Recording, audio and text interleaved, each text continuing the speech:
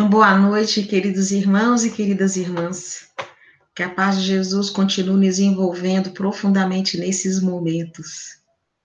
Continuamos estudando aqui o Livro dos Espíritos, segunda parte, que fala da vida espírita, o mundo dos espíritos. E encerramos hoje o capítulo 4, que trata da pluralidade das existências. E esse capítulo tem vários itens, e esses itens já foram tratados. Hoje trataremos o último. Quais foram, então, esses itens tratados? Falou-se sobre reencarnação, a justiça da reencarnação, a encarnação dos espíritos dos diferentes mundos, a transmigração progressiva, o que acontece com as crianças após a morte, sexo nos espíritos, a questão do parentesco, da família, da filiação, as parecenças físicas e morais. E hoje falaremos das ideias inatas. Vamos começar? Primeiro a gente começa sobre o significado da palavra inato. E a gente foi no dicionário. Inato significa o quê? Que faz parte do indivíduo desde o seu nascimento, que nasce com o indivíduo, que é inerente a ele, que é congênito. Por exemplo, um comportamento inato, um comportamento inerente daquele indivíduo. Tá bem. Sobre comportamento inato, e que é inerente do espírito ou da pessoa, vamos trazer aqui alguns exemplos muito interessantes de criaturas que viveram aqui nessa terra. São chamadas as crianças prodígio, ou vamos falar da genialidade infantil. Não sei se vocês já viram, tem essa menina, essa matéria de 2016, na época ela tinha 4 anos, ela é russa, e naquela ocasião ela já falava 7 idiomas. 7 idiomas. O nome dela é Bela. Assistimos a alguns vídeos dela. Não só ela fala, como ela lê também. E lê não lê somente, ela lê interpretando mesmo o texto que ela está lendo. Tá, mas também nós vamos trazer aqui, dentro dessa genialidade de criança, dessas pessoas prodígios, crianças prodígios, alguns destaques no mundo da ciência e da tecnologia. Temos esse rapaz, Jacob Barnett.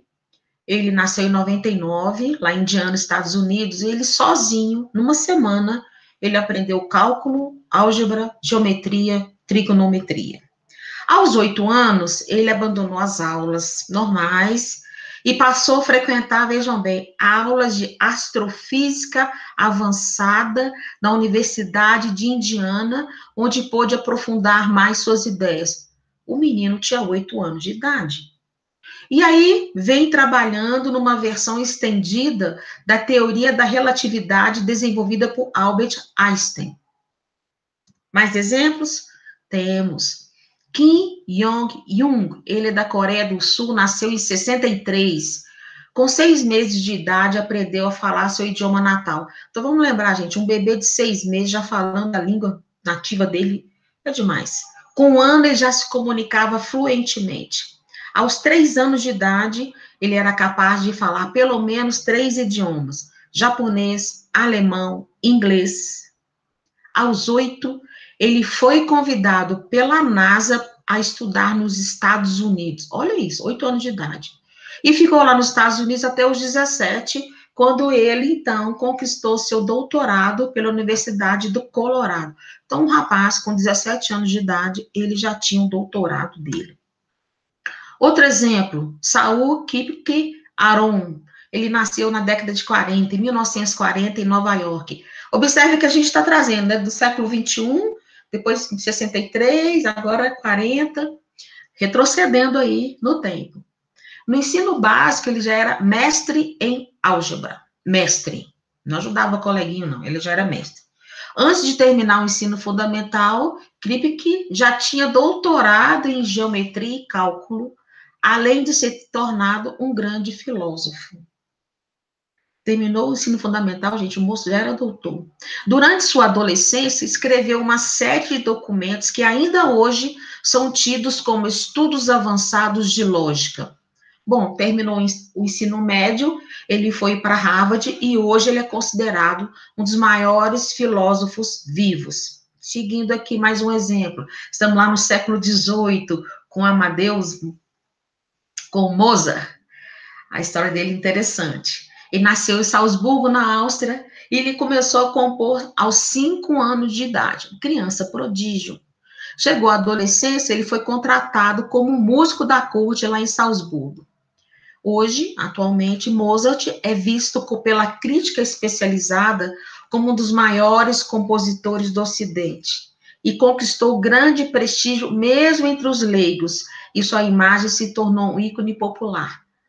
Normalmente, esses destaques são conhecidos somente no seu meio, mas Mozart já teve conhecimento mundial, vamos assim dizer. Mais atrás, no século XVII, Pascal, um dos grandes matemáticos de todos os tempos. Aos 9 anos de idade, ele escreveu um tratado sobre corpos flutuantes. Aos 16, escreveu um trabalho sobre secções cônicas, tudo dentro da matemática. Mas foi tão detalhado esse trabalho dele, que quando ele passou pelo crivo de Descartes, Descartes preferiu acreditar que foi o pai do menino que fez aquele tratado, que foi o autor daquele documento. E, por fim, século XVI, vamos falar de Galileu Galilei. Conhecido por suas teorias e descobertas na área da matemática, astronomia e física. Galileu impactou o mundo quando ele tinha 17 anos de idade. Impactou o mundo. Quando apresentou a lei de isocrismo do pêndulo. Mas depois, quem tiver mais interesse, vai atrás dessa teoria.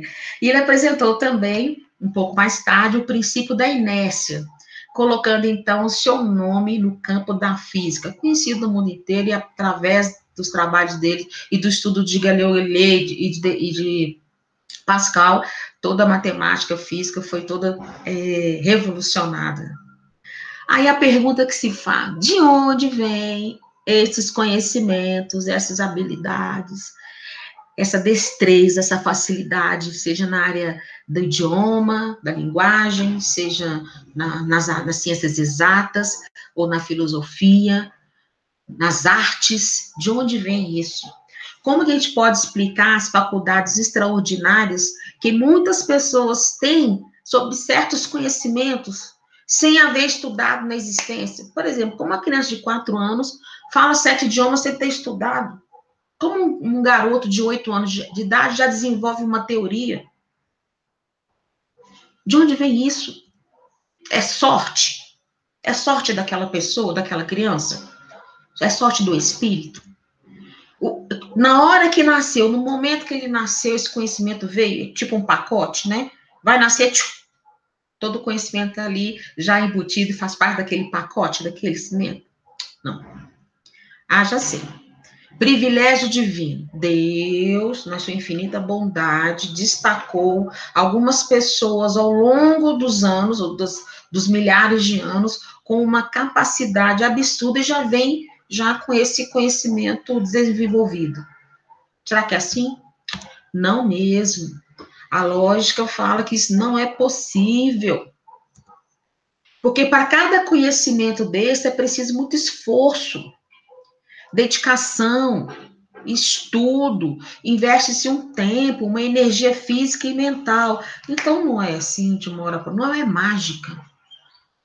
Muito bem, mas se acabou de nascer, aos primeiros anos, aquele conhecimento já foi sendo evidenciado e não deu tempo de dedicação, de estudo. Mal uma criança sabe pegar um lápis, sabe subir, andar tranquilamente numa trilha estreita. Então, de onde vem isso? Do passado. Não ontem, o dia anterior a hoje, mas do passado, de outras existências. Lá, esses espíritos aprenderam, obtiveram esse conhecimento, desenvolveram suas habilidades. Nós estamos falando da reencarnação. Só as existências anteriores podem explicar essas habilidades, esses conhecimentos. A encarnação admite as existências sucessivas para o espírito. É um princípio. Pode até que você não acredite. Há muitas pessoas que não acreditam, mas o fato de não acreditar não significa que não exista. Então, por meio da reencarnação, ela explica este fenômeno dos chamados crianças prodígio, ou de gênios. Pergunta: ao encarnar, o espírito conserva os conhecimentos adquiridos nas existências anteriores? Olha, estamos dizendo que tem as crianças prodígios, gênios, e aí a idade vai chegando, né, vão ficando um pouquinho mais velhas, e esse conhecimento vai brotando. Mas ele conserva os conhecimentos todos.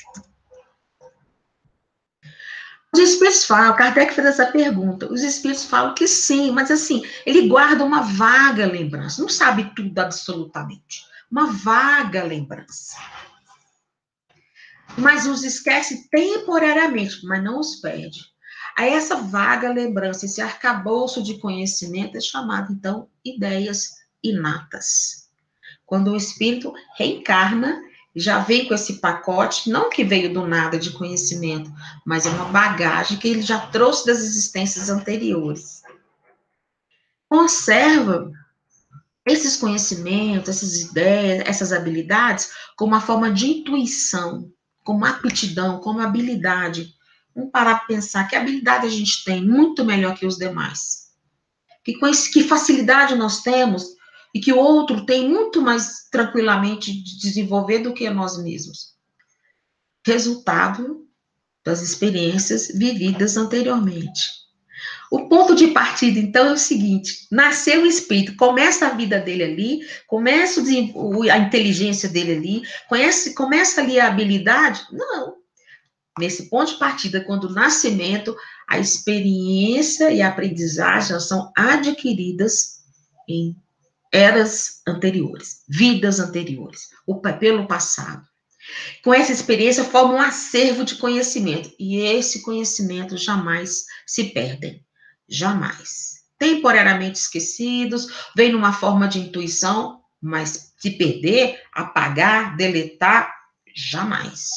Na encarnação, o espírito realiza esse arcabouço de conhecimentos, ele realiza nas novas existências, o que ele não conseguiu realizar nas existências anteriores. Então, trabalhou, fizemos, seja na área social, na área política, na área familiar, na área financeira, o que temos que fazer na nossa existência. Houve um momento, então, do desencarne, tem um tempo na vida espiritual, no mundo espiritual, como errantes que somos, e aí reencarnou novamente. O que não conseguiu terminar lá, pronto, nesta continua. Da nova existência, entretanto, o espírito pode permanecer estacionário, mas ele não regride. Então, significa o quê? Que o conhecimento adquirido ali, toda aquela habilidade, ela permanece. Pode ficar estacionado, porque ele não desenvolveu, mas regredir, deixar de existir, fingir que não existiu ou apagar. Tem muitos filmes de ficção que, assim, né, apagou o conhecimento, nada. Está ali com ele, vem em forma de instinto, de intuição. Então, nós estamos falando aqui, reforçando a questão da perda dessas faculdades extraordinárias adquiridas. Bom, eu quero fazer uma correção. Extraordinários para nós, quando nós vimos e testemunhamos desempenhos maravilhosos de crianças. Mas toda a faculdade desenvolvida, ela é maravilhosa na contribuição do desenvolvimento do ser e da humanidade. Bom, como já falamos, essas faculdades podem ser adormecidas ou bloqueadas. Adormecidas ou bloqueadas. Por que isso? Depende do propósito da encarnação daquele espírito. Depende do que você vai fazer. Vamos falar aqui agora sobre as existências. Se eu numa existência desenvolvi aquela quantidade de habilidade e conhecimento, e é interrompida pelo desencarne, na nova reencarnação é um ponto de partida para darmos andamento, então, existe uma grande conexão entre essas duas existências? Olha que pergunta que Kardec fez para os espíritos, lá na questão 218, item B. Os espíritos respondem, tá, é uma certa conexão, mas nem sempre tão grande quanto você está imaginando. Há uma certa conexão. Vai depender do qual o propósito do espírito do encarne dessa nova existência. No entanto, no intervalo entre essas duas existências, o espírito pode progredir. Pode, porque a vida não para, a vida é uma só. Tem na matéria e tem no mundo espiritual. Não para, não é estacionário. Pode acontecer que as posições ocupadas pelos espíritos numa existência seja muito diferente de uma outra existência. Podemos chamar, por exemplo, de inversão social. Estamos falando aqui no aspecto social. Pode ser. As semelhanças manifestadas entre as duas existências podem estar modificadas pelos hábitos da posição que o espírito ocupe em cada situação. Ficou complicado isso? Então, o espírito desenvolveu habilidades, desenvolveu conhecimento, tem uma vasta experiência. Mas conforme a posição ou a situação que ele é inserido na nova encarnação, essa cabedal de conhecimento se manifeste de uma forma mais ostensiva ou não. Então, pode ser que a semelhança não seja tão evidente assim. Olha um exemplo aqui. Numa vida anterior, por essa foto, uma vida de abundância, de superabundância, né? Então, e sem, pela foto, de não valorização dos bens materiais. Aliás, de valorização excessiva dos bens materiais em detrimento dos bens espirituais. O homem poderá, nas suas novas existências, descer na sua posição social, mas não como espírito. O espírito que ele adquiriu, que ele já cresceu, que desenvolveu, que experienciou naquela etapa, naquele degrau, não desce o degrau. Agora, em termos de questões sociais, de saúde, sim, podem variar bastante. Lembramos aqui a história de Emmanuel. Numa de suas encarnações, está relatado lá no livro Há 2000 anos, Psicografia de Chico Xavier. Ele era o quem? Publio Lentulus, um senador romano, homem de poder, orgulhoso, autoritário, e um vasto conhecedor das leis de Roma, e era apaixonado por aquela cidade. Na obra, já 50 anos depois, cadê o senador Publio Lentulus? Estava na roupagem de um escravo Nestório. E ele foi comprado, mas a sua habilidade era um amor a Roma e uma facilidade de compreender a legislação e toda a situação política, social de Roma, o amor que ele tinha, apesar de nessa existência ele ter nascido em Éfeso. Ele se destacou por isso, tanto que o seu senhor, ele comprou o escravo Nestório, o destacou para ser instrutor particular de suas filhas. Então, o conhecimento adquirido pelo Espírito Emmanuel é aquele, independente da sua posição social que ele esteja vivendo, como senador ou como escravo.